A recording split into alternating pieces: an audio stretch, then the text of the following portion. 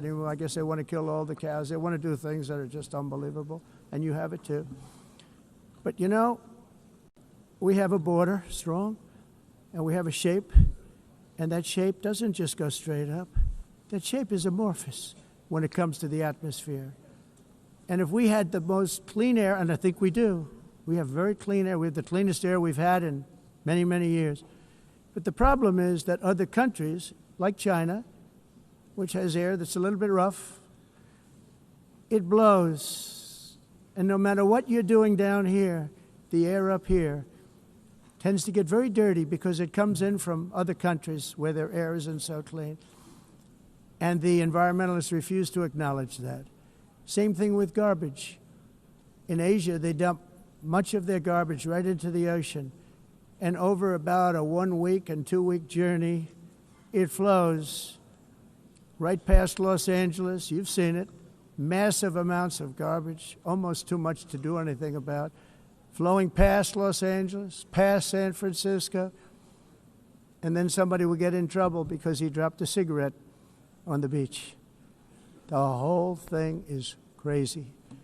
The primary effect of these brutal green energy policies has not been to help the environment, but to redistribute manufacturing and industrial activity from developed countries that follow the insane rules that are put down to polluting countries that break the rules and are making a fortune. They're making a fortune. European electricity bills are now 4 to 5 times more expensive than those in China, and 2 to 3 times higher than the United States. And our bills are coming way down. You probably see that our gasoline prices are way down. You know, we have an expression, drill, baby, Nós drill. reduzimos And os that's what we're custos doing. de energia porque nós faremos como vamos fazer tudo isso, reduzir os custos de energia, e os custos diminuíram nos Estados Unidos. Por exemplo, se você olhar nos países em faturas de energia, mas nós nos Estados Unidos conseguimos usar eles e evitar aumento da temperatura, porque é muito caro também usar NATO e ninguém usa isso. The entire globalist concept asking successful industrialized nations to inflict pain on themselves and radically disrupt their entire societies must be rejected completely and totally, and it must be immediate. Aumento da temperatura, porque é muito caro também usar NATO e ninguém usa. Pretending to stop is paying so much more than every country. Others weren't paying. China didn't have to pay until 2030. Russia was given an old standard that was easy to meet, a 1990 standard. But for the United States, we're supposed to pay like $1 trillion. And I said, this is another scam. The fact is, the United States has been taken advantage of by the world for many, many years, but not any longer, as you probably noticed. I unleashed massive energy production and signed historic executive orders to hunt for oil, but we don't have to do much hunting because we have the most oil of any nation anywhere, oil and gas in the world. And if you add coal, we have the most of any nation in the world. Clean, I call it clean, beautiful coal. You can do things today with coal that you couldn't have done 10 years ago, 15 years. So I have a little standing order in the White House. Never use the word coal, only use the words clean, beautiful coal. Sounds much better, doesn't it? But we stand ready to provide any country with abundant, affordable energy supplies if you need them, when most of you do. We're proudly exporting energy all over the world. We're now the largest exporter. In the United States, we want trade and robust commerce with all nations, everybody. We want to help nations. We're going to help nations. But it must also be fair and reciprocal. The challenge with trade is much the same with climate. The countries that followed the rules, all their factories have been plundered. It's really sad to watch. They've been broken. They've been broken by countries that broke the rules. That's why the United States is now applying tariffs to other countries And much as these tariffs were, for many years, applied to us, uncontrollably applied to us, we've used tariffs as a defense mechanism under the Trump administration, including my first term, where hundreds of billions of dollars in tariffs were taken in. And by the way, we had the lowest inflation, and now we have very low inflation. The only thing different is that we have hundreds of billions of dollars flowing into our country. But this is how we will ensure that the system works for everyone and is sustainable into the future. We're also using tariffs to defend our sovereignty and security throughout the world, including against nations that have taken advantage of former U.S. administrations for decades, including the most corrupt, incompetent administration in history, the sleepy Joe Biden administration. Brazil now faces major tariffs in response to its unprecedented efforts to interfere in the rights and freedoms of our American citizens and others, with censorship, repression, weaponization, judicial corruption, and targeting of political critics in the United States. I have a little problem saying this because I must tell you, I was walking in and the leader of Brazil was walking out. We saw him, and I saw him, he saw me, and we embraced. And then I'm saying, can you believe I'm going to be saying this in just 2 minutes? But we actually agreed that we would meet next week. We didn't have much time to talk, like about 20 seconds. They were in retrospect, I'm glad I waited because this thing didn't work out too well. But we did talk. We had a good talk, and we agreed to meet next week, if that's of interest. But he seemed like a very nice man, actually. He liked me, I liked him. But if you, and I only do business with people I like. When I don't like them, I don't like them. But we had, at least for about 39 seconds, we had excellent chemistry. It's a good sign. But also in the past, Brazil, can you believe this, unfairly tariffed our nation, but now because of our tariffs, we are hitting them back, and we're hitting them back very hard. As president, I will always defend our national sovereignty and the rights of American citizens. So I'm very sorry to say this, that Brazil is doing poorly and will continue to do poorly. They can only do well when they're working with us.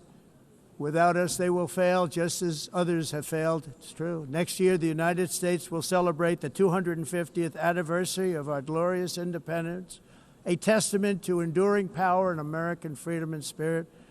We will also be proudly hosting the 2026 FIFA World Cup, and shortly thereafter, the 2028 Olympics, which is going to be very exciting. I hope you all come.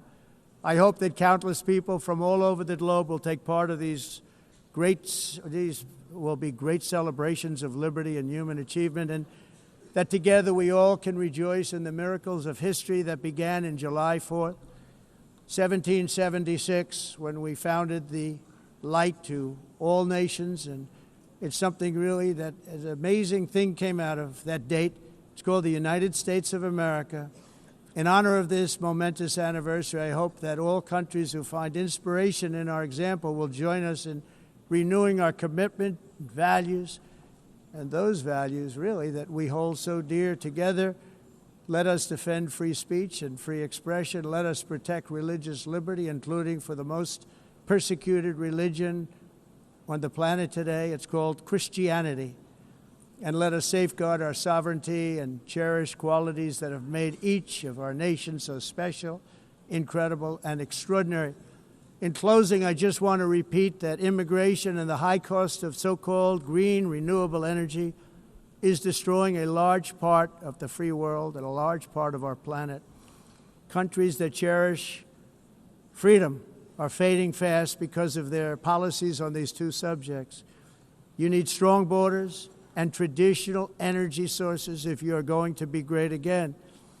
Whether you have come from north or south, east or west, near or far, every leader in this beautiful hall today represents a rich culture, a noble history, and a proud heritage that makes each nation majestic and unique. unlike anything else in human history or any other place on the face of the earth. From London to Lima, from Rome to Athens, from Paris to Seoul, from Cairo to Tokyo and Amsterdam to right here in New York City, we stand on the shoulders of the leaders and legends, generals and giants, heroes and titans who won and built our beloved nations, all of our nations, with their own courage, strength, spirit, and skill. Our ancestors climbed mountains, conquered oceans, crossed deserts, and trekked over wide open plains. They charged into thunderous battles, plunged into grave dangers, and they were soldiers and farmers and workers and warriors and explorers and patriots. They built towns into cities, tribes into kingdoms, ideas into industries, and small islands into mighty empires. You're a part of all of that. They were champions for their people who never gave up and who never, ever gave in. Their values defined our national identities. Their visions forged our magnificent destiny. Everybody in this room is a part of it in your own way. Each of us inherits the deeds and the myths, the triumphs, the legacies of our own heroes and founders who so bravely showed us the way. Our ancestors gave everything for homelands that they defended with pride, with sweat, with blood, with life, and with death. Now the righteous task of protecting the nations that they built belongs to each and every one of us. So together let us uphold our sacred duty to our people and to our citizens. Let us protect their borders, ensure their safety, preserve their cultures, treasure, and traditions, and fight, fight, fight for their precious dreams and their cherished freedoms. And in friendship and really a beautiful vision, let us all work together to build a bright, beautiful planet, a planet that we all share, a planet of peace and a world that is richer, better, and more beautiful than ever before. That can happen. It will happen. It will happen, and I hope it can happen and start right now, right at this moment. We'll turn it around. We're going to make our countries better, safer, more beautiful. We're going to take care of our people. Thank you very much. It's been an honor. God bless the nations of the world. Thank you very much. Bye.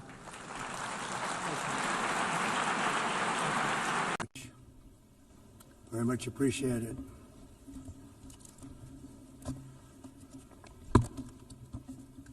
And I don't mind making this speech without a teleprompter, because the teleprompter is not working. I feel very happy to be up here with you nevertheless, and that way you speak more from the heart. I can only say that whoever's operating this teleprompter is in big trouble.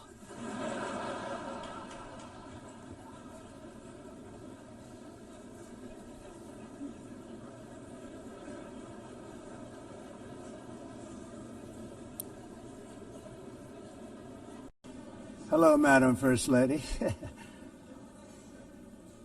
Thank you very much for being here. And Madam President, Mr. Secretary General, First Lady of the United States, distinguished delegates, ambassadors, and world leaders. 6 years have passed since I last stood in this grand hall and addressed a world that was prosperous and at peace in my first term. Since that day, the guns of war have shattered the peace I forged on 2 continents. An era of calm and stability gave way to one of the great crises of our time. And here in the United States, 4 years of weakness, lawlessness, and radicalism under the last administration delivered our nation into a repeated set of disasters. 1 year ago, our country was in deep trouble, but today, just 8 months into my administration, we are the hottest country anywhere in the world, and there is no other country even close. America is blessed with the strongest economy, the strongest borders, the strongest military, the strongest friendships, and the strongest spirit of any nation on the face of the earth. This is indeed the golden age of America. We are rapidly reversing the economic calamity we inherited from the previous administration, including ruinous price increases and record-setting inflation we've never had before. Under my leadership, energy costs are down, gasoline prices are down, grocery prices are down, mortgage rates are down, and inflation has been defeated. The only thing that's up is the stock market, which just hit a record high. In fact, it hit a record high 48 times in the last short period of time. Growth is surging, manufacturing is booming.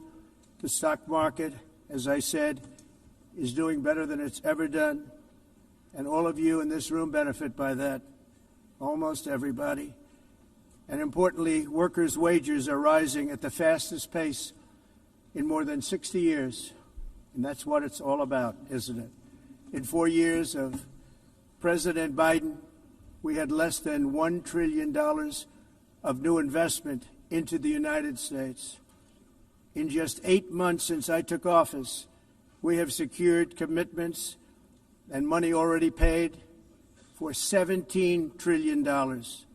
Think of it, 4 years, less than $1 trillion, 8 months, much more than $17 trillion is being invested in the United States, and it's now pouring in from all parts of the world.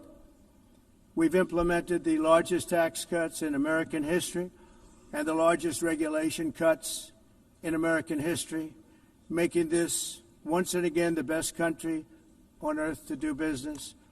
And many of the people in this room are investing in America, and it's turned out to be an awfully good investment during this 8-month period. In my first term, I built the greatest economy in the history of the world. We had the best economy ever, history of the world. And I'm doing the same thing again, but this time it's actually much bigger and even better. The numbers far surpass my record-setting first term. On our southern border, we have successfully repelled a colossal invasion, and for the last 4 months, and that's 4 months in a row, the number of illegal aliens admitted and entering our country has been 0. Hard to believe, because if you look back just a year ago, it was millions and millions of people pouring in from all over the world, from prisons, from mental institutions, drug dealers. All over the world they came. They just poured into our country with the ridiculous open border policy of the Biden administration. Our message is very simple. If you come illegally into the United States, you're going to jail, or you're going back to where you came from, or perhaps even further than that. You know what that means. I want to thank the country of El Salvador for the successful and professional job they've done in receiving and jailing so many criminals that entered our country. And it was under the previous administration that the number became record-setting, and they're all being taken out. They have no choice. And other countries have no choice, because other countries are in the exact same situation with immigration. It's destroying your country, and you have to do something about it. On the world stage, America is respected again like it has never been respected before. You think about 2 years ago, 3 years ago, 4 years ago, or 1 year ago, we were a laughingstock all over the world. At the NATO summit in June, virtually all NATO members formally committed to increase defense spending at my request from 2% to 5% of GDP, making our alliance far stronger and more powerful than it was ever before. In May, I traveled to the Middle East to visit my friends and rebuild our partnerships in the Gulf and those valued relationships with Saudi Arabia, Qatar, and the UAE, and other countries are now, I believe, closer than ever before. My administration has negotiated one historic trade deal after another, including with the United Kingdom, the European Union, Japan, South Korea, Vietnam, Indonesia, the Philippines, Malaysia, and many, many others. Likewise, in a period of just 7 months, I have ended 7 unendable wars. They said they were unendable. You're never going to get them solved. Some were going for 31 years, 2 of them, 31, think of it, 31 years. One was 36 years. One was 28 years. I ended 7 wars. And in all cases, they were raging with countless thousands of people being killed. This includes Cambodia and Thailand, Kosovo and Serbia, the Congo and Rwanda, a vicious, violent war that was, Pakistan and India, Israel and Iran, Egypt and Ethiopia, and Armenia and Azerbaijan. It included all of them. No president or prime minister, and for that matter, no other country has ever done anything close to that. And I did it in just 7 months. It's never happened before. There's never been anything like that. I'm very honored to have done it. It's too bad that I had to do these things instead of the United Nations doing them. And sadly, in all cases, the United Nations did not even try to help in any of them. I ended 7 wars, dealt with the leaders of each and every one of these countries, and never even received a phone call from the United Nations offering to help in finalizing the deal. All I got from the United Nations was an escalator that on the way up stopped right in the middle. If the First Lady wasn't in great shape, she would have fallen. But she's in great shape. We're both in good shape. We both stood. And then a teleprompter that didn't work. These are the 2 things I got from the United Nations, a bad escalator and a bad teleprompter. Thank you very much. And by the way, it's working now. It just went on. Thank you. I think I should just do it the other way. It's easier. Thank you very much. I didn't think of it at the time because I was too busy working to save millions of lives. That is the saving and stopping of these wars. But later I realized that the United Nations wasn't there for us. They weren't there. I thought of it really after the fact, not during these negotiations, which were not easy. That being the case, what is the purpose of the United Nations? The UN has such tremendous potential. I've always said it. It has such tremendous, tremendous potential. But it's not even coming close to living up to that potential. For the most part, at least for now, all they seem to do is write a really strongly worded letter and then never follow that letter up. It's empty words, and empty words don't solve war. The only thing that solves war and wars is action. Now, after ending all of these wars and also earlier negotiating the Abraham Accords, which is a very big thing for which our country received no credit, never receives credit. Everyone says that I should get the Nobel Peace Prize for each one of these achievements. But for me, the real prize will be the sons and daughters who live to grow up with the mothers and fathers, because millions of people are no longer being killed in endless and unglorious wars. What I care about is not winning prizes, it's saving lives. We saved millions and millions of lives with the 7 wars. And we have others that we're working on, and you know that. Many years ago, a very successful real estate developer in New York, known as Donald J. Trump, I bid on the renovation and rebuilding of this very United Nations complex. I remember it so well.